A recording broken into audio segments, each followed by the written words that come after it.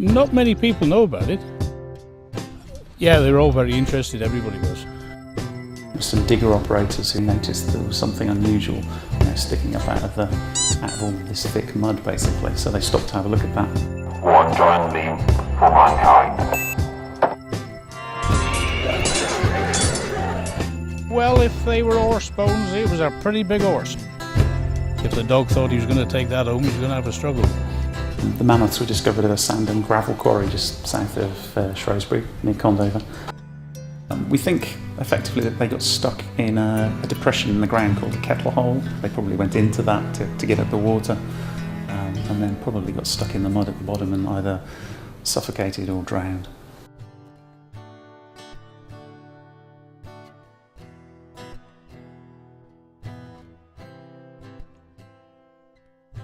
We started off basically finding one adult mammoth, and then they found the lower jaw of another mammoth, and then another one, and then another one. So that gave us at least 4.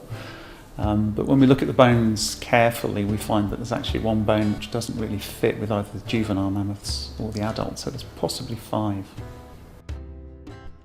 I mean, one of the great things about this is that it is almost a complete adult mammoth.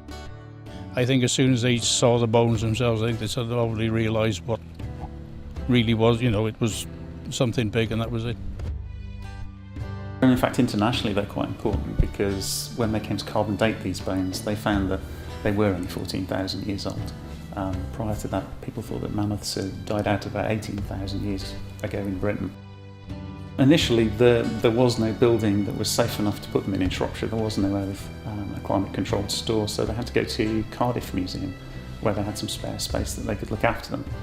And that led to a little bit of anxiety amongst the Shropshire Star and some people in the local community who thought they'd never get them back. While they were there, they also took the opportunity to make casts of these bones to make a replica.